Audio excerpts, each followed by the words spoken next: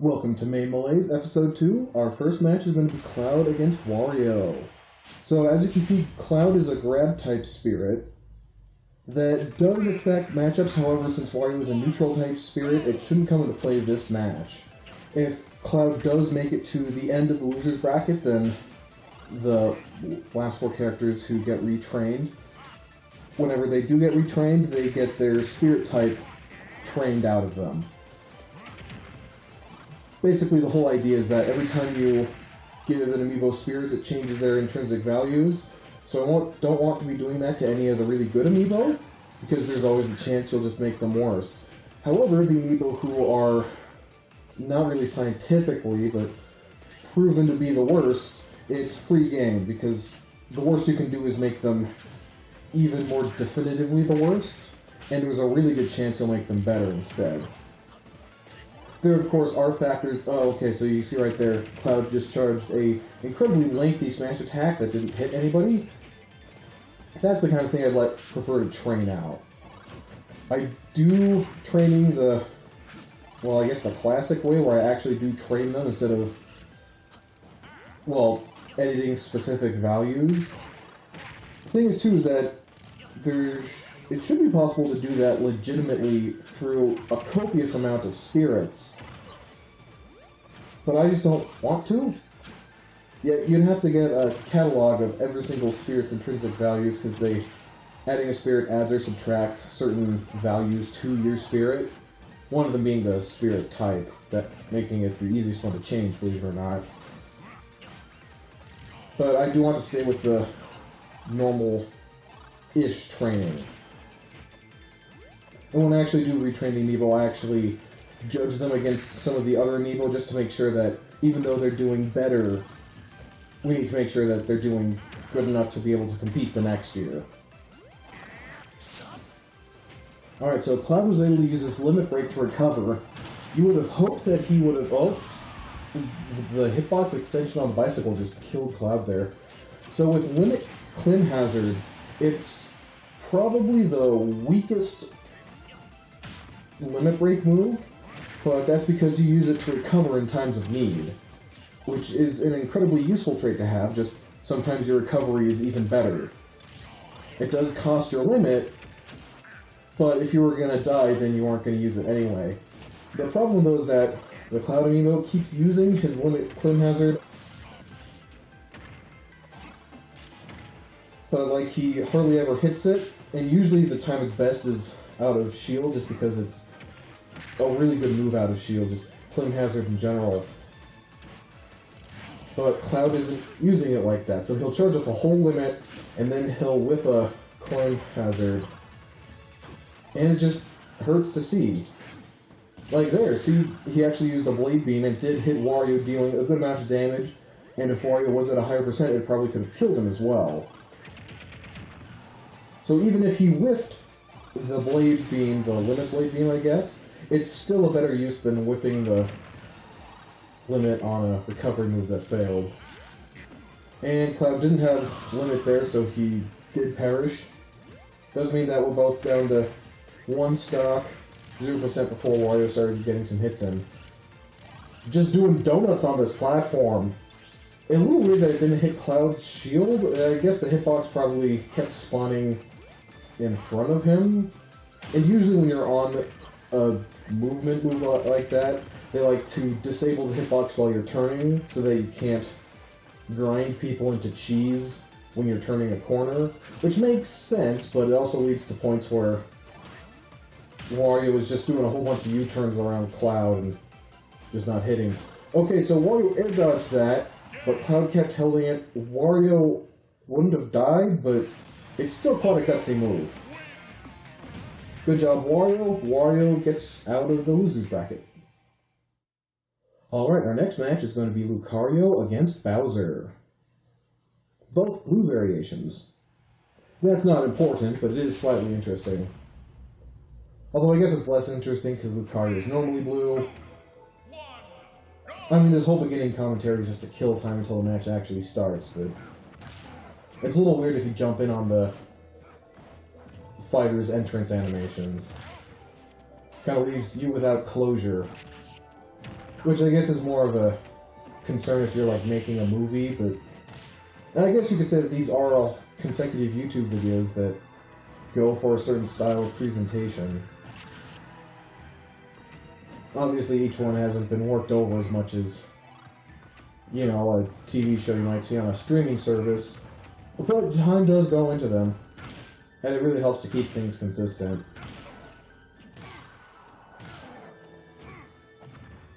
One of my favorite, not really an inside joke, but I guess a recurring theme is that each year the finals between all the matches, the video transitions are always the same burning effect, just because it's honestly the raddest hardcore effect in the pre-made video library that I have access to. But I'll tell you what, when editing some of those episodes with Sephiroth, I was sorely tempted to break it out early.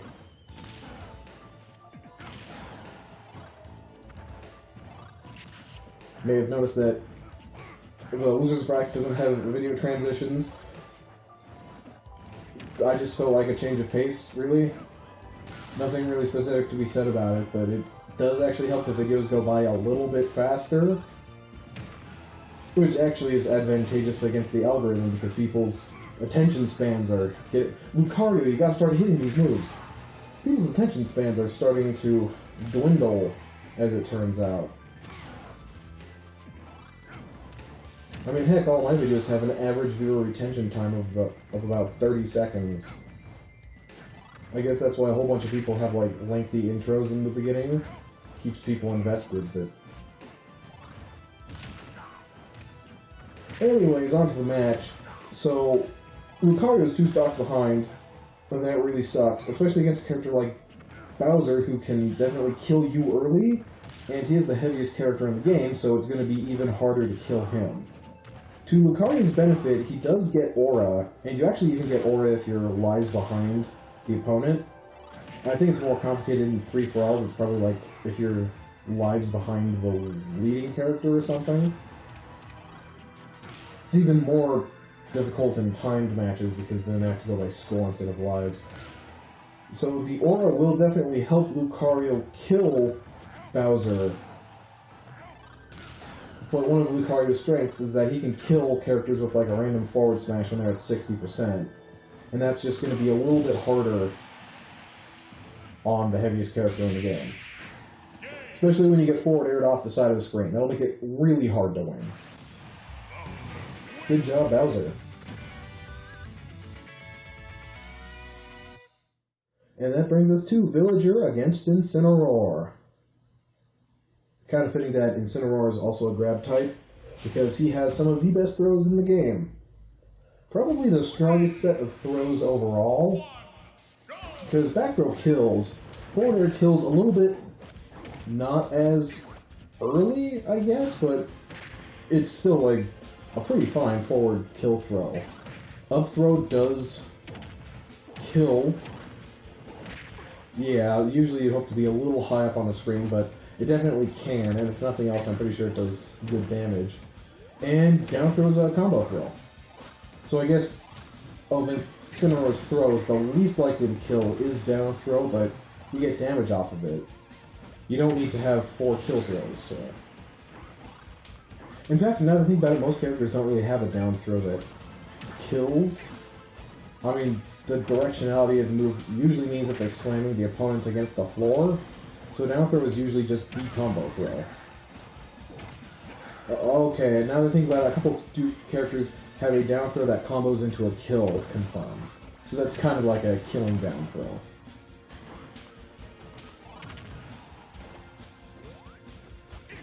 Incineroar getting... Oh! Tried to go for a gutsy edge guard against Villager, but he went with a neutral air, and then Villager was able to kill him back. That is one of the risks you run with Incineroar, is that his recovery is not amazing. It's serviceable, but by no means fantastic. Believe it or not, it actually used to be even worse. When Smash Ultimate first came out, Incineroar's up B, which is cross chop, I believe, it didn't go up as far. And it made it such a terrible recovery move. So since Incineroar was doing really bad early, one of the changes they made was they made it so that his up B would actually be better at recovering, and that kind of shifted him into viable character status. Especially weird trying to balance characters like that, because there are casual... Oh, Incineroar was able to grab that. There are definitely casual players who will play on stages where recovery is not an issue. And it does, you know, create problems for the balancing department. I mean, we all know Little Mac exists, and he has a terrible recovery, but if you're playing on, say, King of Fighters Stadium, he doesn't need that recovery, and then so he's a really, really good pick.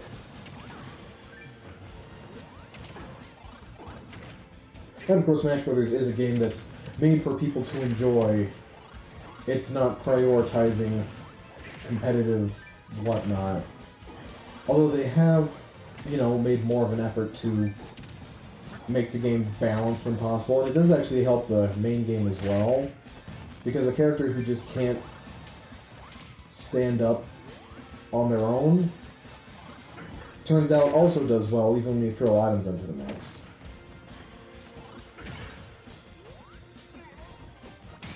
Oh, that hit Incineroar.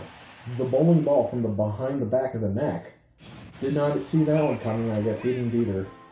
Good job, Villager. And up next we have Yoshi against Kirby. Kirby Classic, to be specific.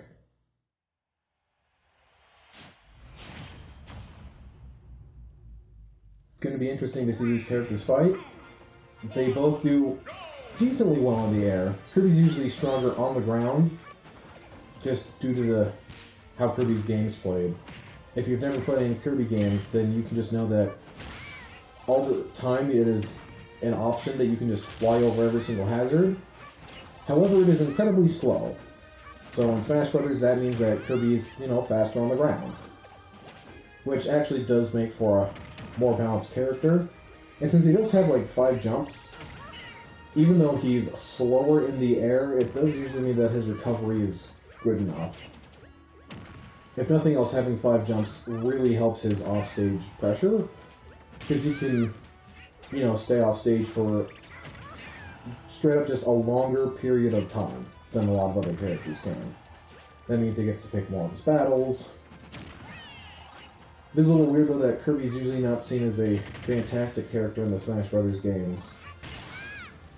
I think that's actually slightly intentional because people keep accusing Masahiro Sakurai of, like, favoritism. Which, I don't really see it, but, you know, I guess people will find stuff to complain about.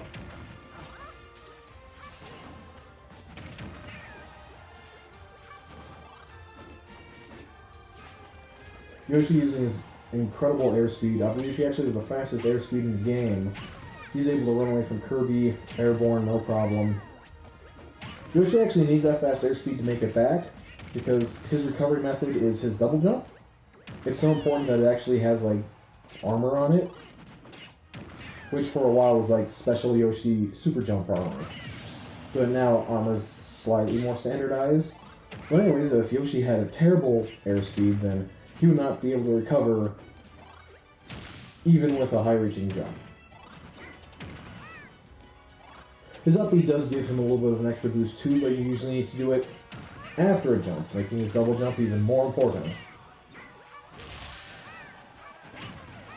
Probably confusing to people who've never played Yoshi's Island, but Yoshi's had a flare jump for decades at this point.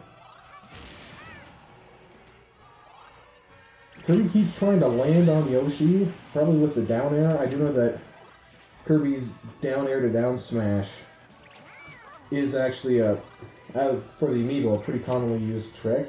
And it does actually kind of work for people too. In fact, I got it to work out just recently and I was pleasantly surprised. But with Yoshi keeps stuffing out all of his airborne assaults, you'd think that he'd pick up on it.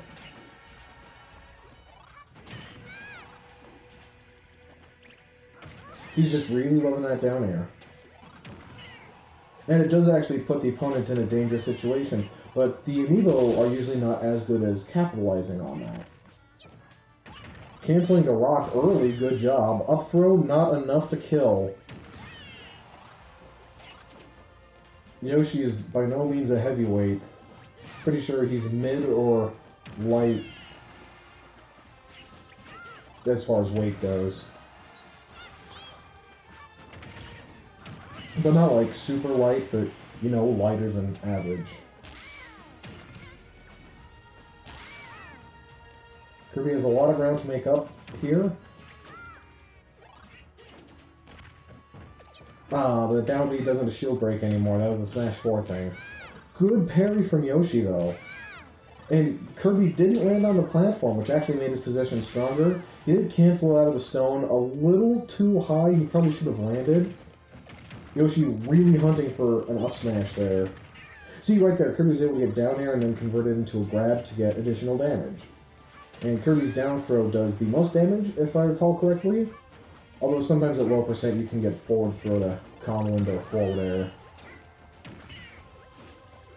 Kirby's actually doing a really good job of not getting instantly killed. Whoa, okay, Yoshi making scrambled eggs. And then he gets a forward smash. Good job, Yoshi.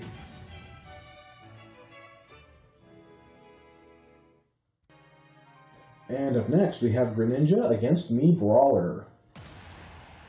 Two characters who I definitely would have predicted to go a little bit farther in the tournament, just because of the potential they have, but here we are. Greninja leading with a very quick back air. Greninja is fast enough to make it there. I'm a little surprised he got it to land.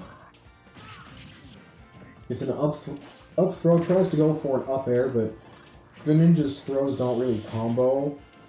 Sometimes at like 0% you can get lucky and kind of get a couple of 50-50s off a down throw, but he doesn't normally have combo throws.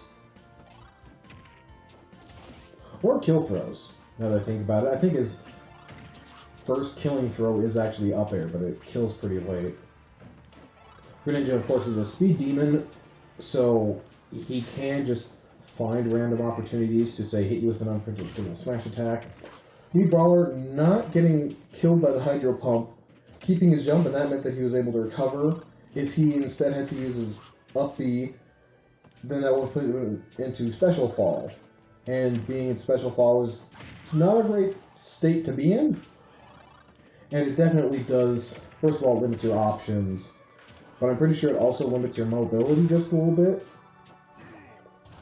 Not entirely sure on the specifics of that, though.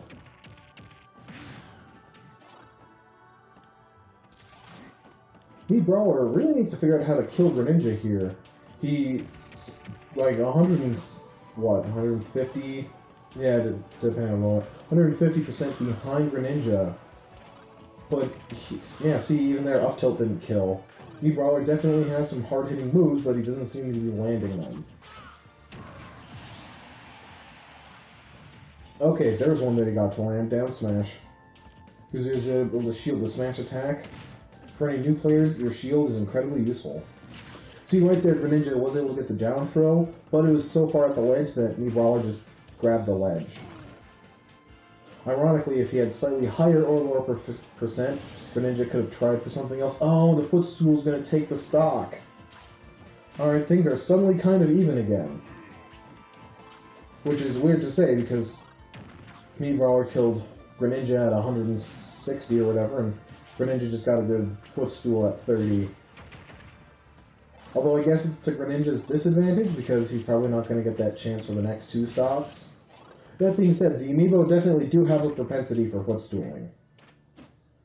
It's actually really annoying when you're going against them as well, because they'll always land it, whereas normally a human opponent will miss the footstool, just because of... It can often be a kind of tight window to try to land the move. It's weird calling it a move, but... Because your opponent has to be significantly below you enough that you can conceivably just jump off their head. And if you miss a footstool, then you use your double jump. And if you're already out of your double jumps, then you can spam it, but it takes a lot of time to use up all of your double jumps. And if you do use your double jump early and you don't get the footstool, that can often put you in an incredibly terrible situation as well. So that's why you don't see people go for it as much. So, I guess when I said it was to Greninja's disadvantage, I should have thought more. Mii Brawler was able to deal so much unanswered damage to Greninja, proving that he can do it again on the second stock. I mean, already he's lapped Greninja again. Down throw to up air, he does not use his up B. He actually was given that up B, the rising uppercut. I forget the name of it. But he was given that one for a reason. There is one other recovery move that I'm pretty sure gives Mii Brawler more recovery. However, up B is a really good kill option, so that was the one move that was chosen not for its recovery's sake. And our next match is going to be Shulk against Terry. Two large, muscly men. Terry's a little bit larger and more muscly, but Shulk's not wearing a shirt, so... guess he gets hot points for that. Very aggressive spike to start off with. It's a little weird, however, since he did land it, if Terry had been slightly farther back, it's entirely possible he could have gotten spiked, which is not how you want to start out your round, especially because Terry has good horizontal recovery, but not as much vertical recovery. Basically, his vertical recovery is limited to his up B, whereas when he's trying to recover in a horizontal fashion, he gets to use his side B, his backwards side B, or his down B. And then still his up B. Oh, it's probably called lightning uppercut. I'm pretty sure that's what Terry just said. Oh, yep, see, Terry was able to use it there, and he did barely grab the ledge. Something to know about that move, though, is that Terry's legs are intangible, but his lower body is not. And it has a hard time snapping the ledge, so it can be more punishable. At least, compared to other recoveries. Shulk making it back at the perfect time. He was able to use jump to make it back, and then jump ran out, so he might have gotten killed by Terry's up B there. It's a little hard to tell. I don't have access to the intrinsic values at any given moment.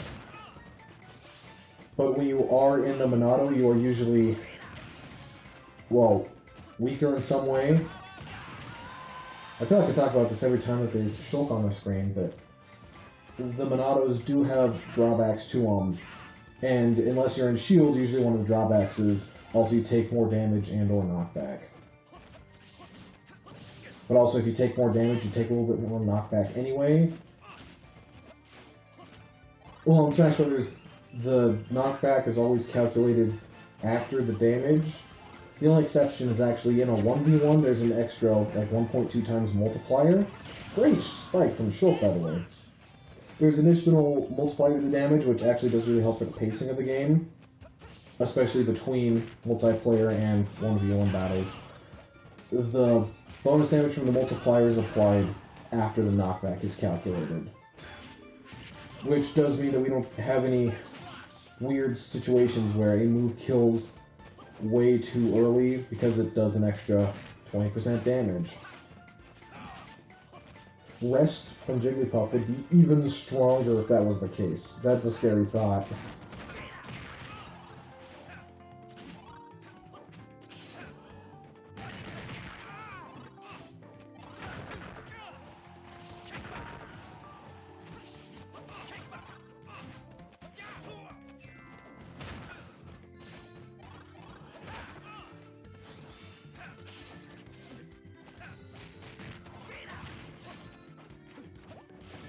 Shulk going really high with the jump. I was about to chastise him for it, but he actually got the hit on Terry.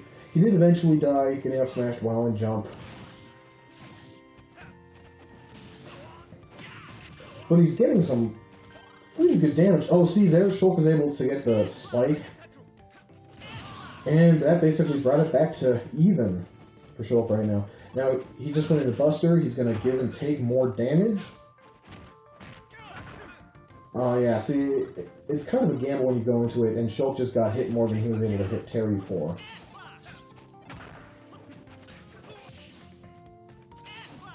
But having the Monado is, especially the Monado Arts as your neutral special, is such a dominating ability.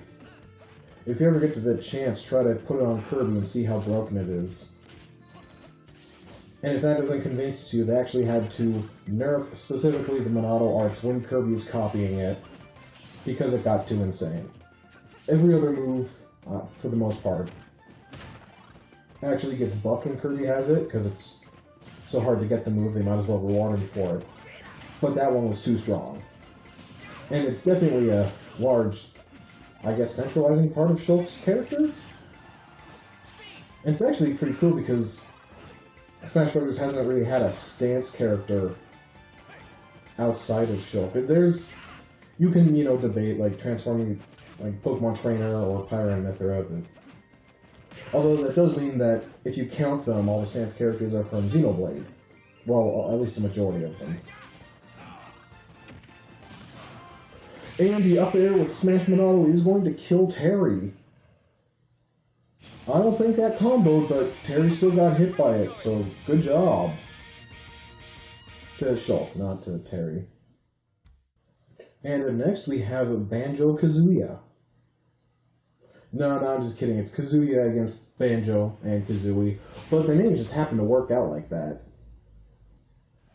If they ever did make a game called Banjo Kazuya, I would at least play it. I would be so interested to see how it turned out.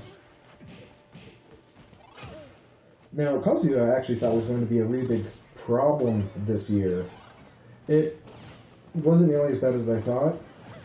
Kazuya as a character just has a lot of moves, and in the normal tournament scene, people actually have a problem because, well, essentially Kazuya got to, he gets to pick like his 12 best moves and only use those.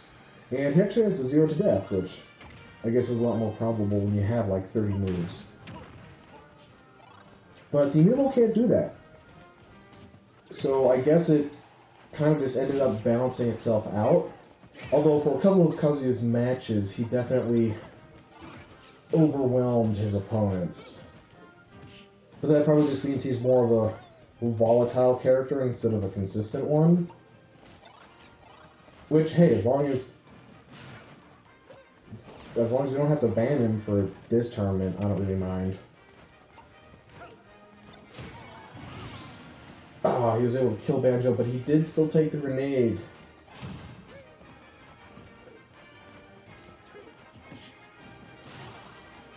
Kazuya's actually playing a lot more, well, okay, so the term that they usually call it is playing footsies. Basically when you're going in and out of your opponent's range. Usually the Amiibo don't do that. Oh, Banjo was not going to die to that. Though he does hit 100% after that edge, okay, 107% after that edge guard.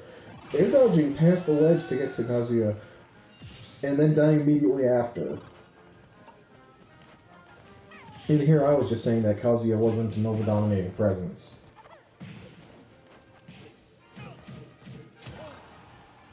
I mean, I guess he is doing well enough that people are considering banning him. It's a little strange. Believe it or not, COVID actually messed up the Super Smash Bros. Scene because it meant that there weren't like any huge tournaments to get data from as to the balance of the characters. Is that gonna... Alright, that killed Banjo. Good job, Kazuya. Kazuya Mishima, my bad. Good job, Kazuya Mishima. And here we have Ivysaur against Mewtwo. This is going to be our last match of the video. So, I guess I hope you watch till the end. If you've made it this far, you're invested. Looks like we're going to be on Luigi's Mansion, which does bring to mind that this is the more relaxed rule set. Stages like this you never see in a tournament because of some possibilities of... Well, I'm actually not sure why this one specifically got banned. It is 3-tiered, so I guess that means characters who do more get more work done vertically have more of an advantage, but normally just the sheer size of it is what discourages any serious tournament play. And that's the hazards off version. If hazards are on, the whole mansion will crumble, which is actually a pretty cool, just how, for gameplay reasons, it's pretty cool. If there is ever a large destructive attack, say like a smart bomb, it can take out like half the mansion. Or if there's a really, really big destructive effect, it could take out the whole mansion. Something to note is that the top of the mansion has to be destroyed before the bottom half. Sort of makes sense. You actually can't hit the lower pillars until the top pillar on its side is gone. That's probably why the stage is banned in tournaments, because you do get that extra hit stun from hitting a hittable object. Mewtwo's already 2 stocks down. And sometimes being an extra hit stun or extra hit lag or that being changed can be quite a big deal. I don't remember if the pillars block projectile. Mewtwo just could not fall through that platform.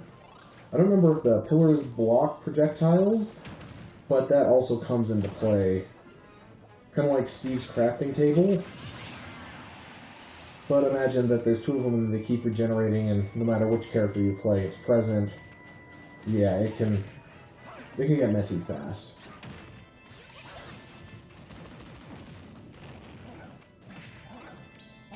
The moon is cinematic as all get out, though. Charizard probably should have gone for a Flare Blitz there to catch Mewtwo's tech. Flare Blitz only punishes you with 5% if you miss hitting anything. Although if you hit something, you take the extra 5% for a total of 10. This is before the 1v1 multiplier, which actually affects Flare Blitz, believe it or not.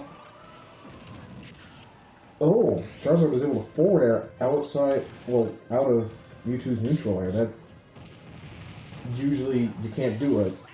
Well, usually you're on hit stun or something, but the Amiibo definitely know when to go for that. It's one of the interesting things about watching them fight.